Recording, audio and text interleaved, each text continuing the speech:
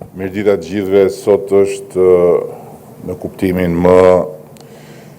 të plot dhe drejtpërdrejt fjalës një ditë historike për industrinë e re ushtarake, sepse sot ajo çka ishte në vizion dhe në strategjinë e shkruar është e prekshme me sy, flota e prodhuar në Shqipëri për forcat tona të armatosura, e prodhuar sipas standardeve të NATO-s, e prodhuar nga profesionist shqiptar, sapo ka nisur të vijë në dispozicion të ushtrisë shqiptare. Është një moment i jashtëzakonshëm, pasi ndodh të vim, të shohim, të prekim, të përjetojmë rezultatin e një përpjekje shumë gjatë. E një përpjekje që ka nisur në buzë greminës për Shqipërinë dhe për forcat e armatosura, të cilat ishin në pikë të hallit, të cilat ishin thjesht dhe vetëm një ushtri që mbajnë këmbë nga pasioni, që mbajnë këmbë nga vullneti, nga dia dhe nga patriotizmi i atyre që qysh në fëmijëri ja kanë kushtuar jetën uniformës së ushtarakut, por që ishin të braktisur në fatin e tyre. Dhe as nuk bëj fjalë që të përfituronim një industri ushtarake, ndërkohë që historitë e tenderave, historitë e ngatërresave të lloj-llojshme, historitë e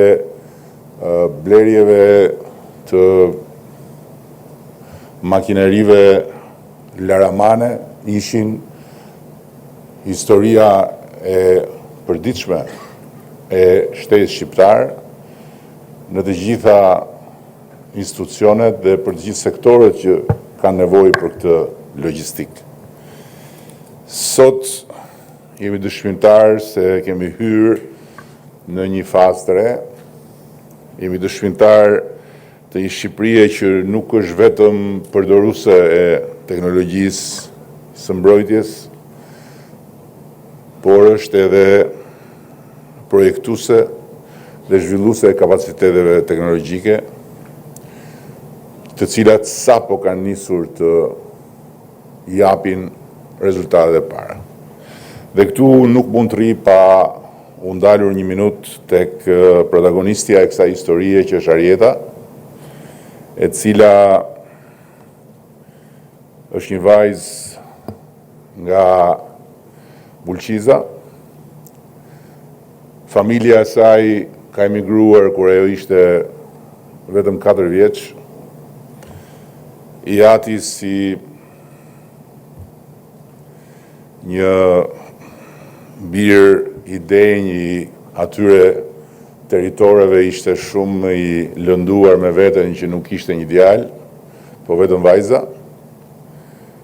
Dhe Arjeta vendosi që të bëj djali i babait,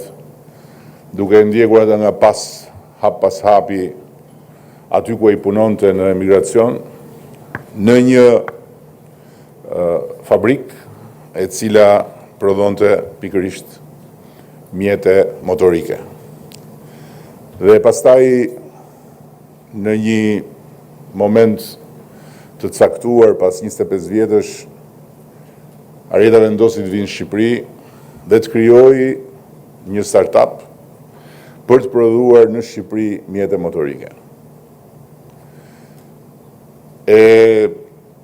parë me atë shpotinë e realitetit burror shqiptar,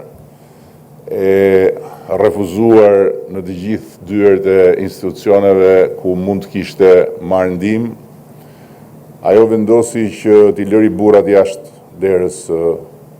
punishtes vetë dhe në punishtet e pranonte vetëm vajza.